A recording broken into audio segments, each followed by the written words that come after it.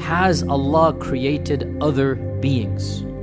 Or are we the only creation of Allah? That is the question.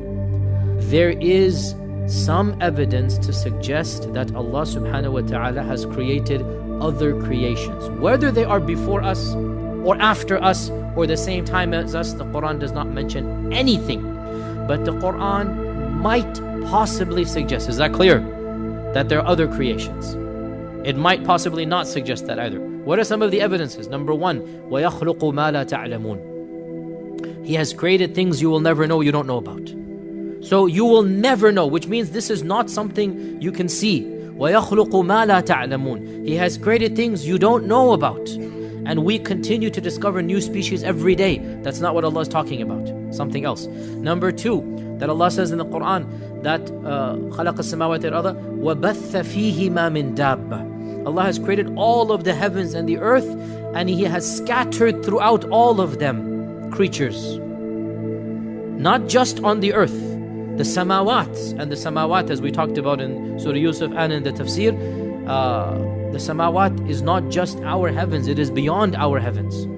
And Allah says He has scattered creatures in all of them, and if He wants to, He can gather all of them up at once, or He can gather the two of them together. Now you can understand this verse to mean the Day of Judgment, which is the majority interpretation, or you can understand it to mean Allah has created all different creatures, and if He wanted to, He could cause them to meet.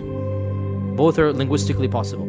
Surah Isra, where Allah subhanahu wa ta'ala says, وَلَقَدْ كَرَّمْنَا بَنِي آدَمَ وَحَمَلْنَاهُمْ فِي الْبَرِّ وَالْبَحْرِ وَرَزَقْنَاهُمْ مِنَ الطَّيِّبَاتِ وَفَضَّلْنَاهُمْ عَلَى كَثِيرٍ مِّمَّنْ خَلَقْنَا تَفْضِيلًا. We have honored the children of Adam, and we have carried them in the land and in the seas, in our times we add in the airs, and we have given them many things, and we have preferred them, humans, over many other things that we have created.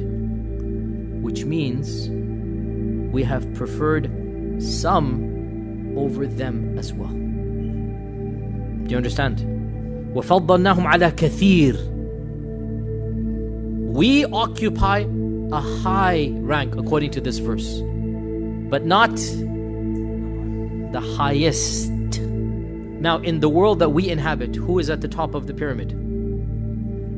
I mean, in the creation, it's us. Who bowed down to us? The angels, the jinn. So then we are at the top in this world of the creation, right? Yet Allah says in Surah Isra that we have honored the children of Adam over many other things we have created. Not all.